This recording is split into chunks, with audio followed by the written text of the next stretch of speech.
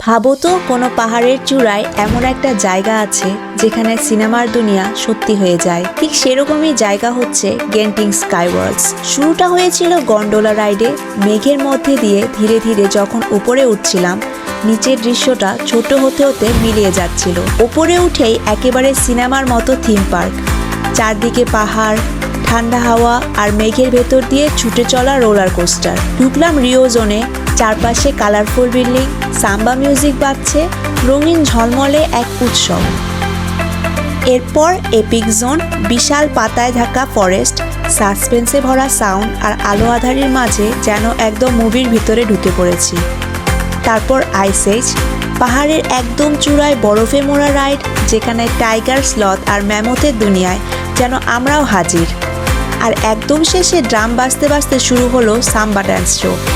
আলো, মিউজিক আর রঙের ভেতর দাঁড়িয়ে মনে হচ্ছিল এটা কোনো থিম পার্ক না, বরং মেঘের উপর বানানো এক জাদুর শহর।